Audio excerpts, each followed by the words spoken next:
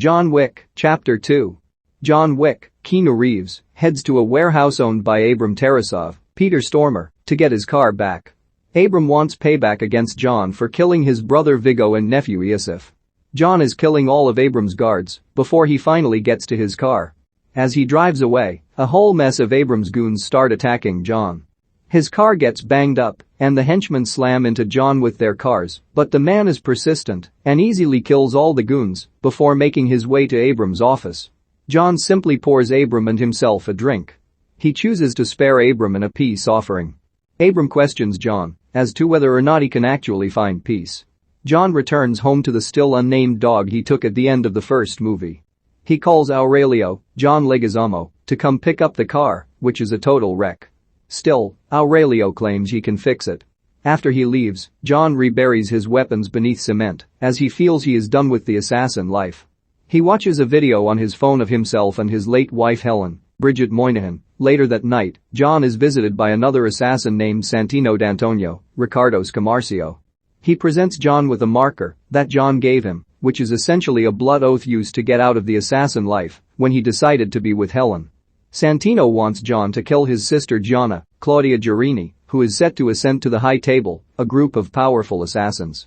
John refuses, despite knowing full well what will happen if he does so. Santino leaves John's house and then grabs an RPG launcher to destroy John's house.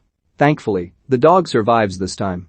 John goes to the Continental Hotel to meet with Winston, Ian McShane, to discuss the marker and what Santino has requested of him. Winston cannot do anything about it since John took the oath, and if he continues to refuse it, his life will be up for grabs. John then heads off and leaves the dog in the care of the hotel's concierge, Charon, Lance Reddick. John heads off to Rome to complete the task. He stays at the Continental there, owned by Julius Franco Nero. John then meets with several people to get the weapons he needs to kill Gianna. John attends a party that is basically Gianna's coronation. She is accompanied by her loyal bodyguard Cassian, Common. John confronts Gianna alone. He tells her that Santino sent him. She chooses to die on her own terms and slits her wrists. Gianna lays in a pool as she dies.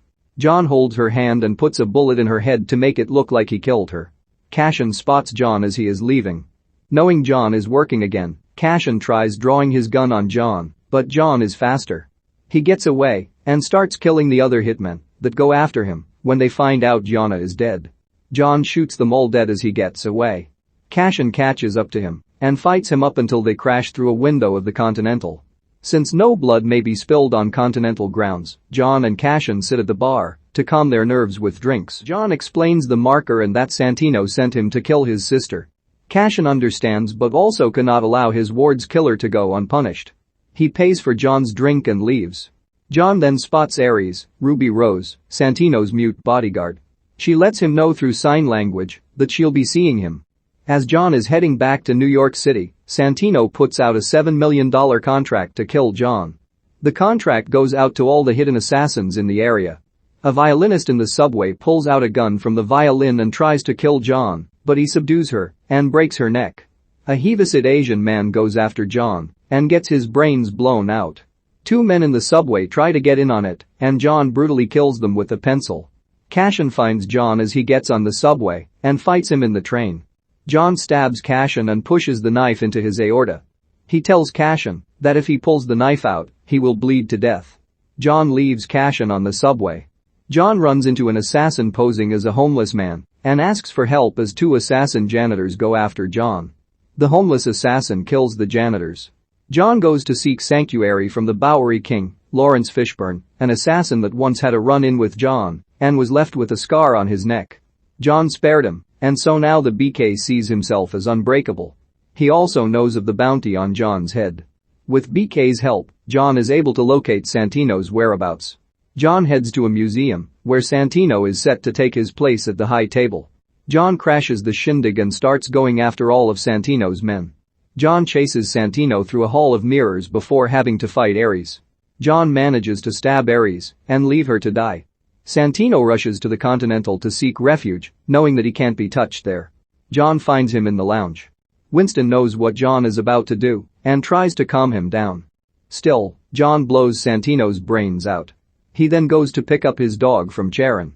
The next day, John goes with his dog to meet with Winston at the park. Winston informs John that because he killed on Continental grounds, the High Table has doubled the contract and sent it to every assassin across the globe.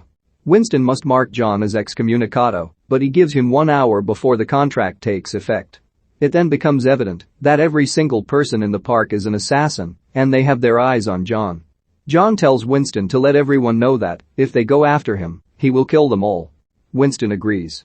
John leaves as Winston puts the word out. Every passing person looks at John, knowing who he is and what they want from him. John is forced to take the dog and keep on running.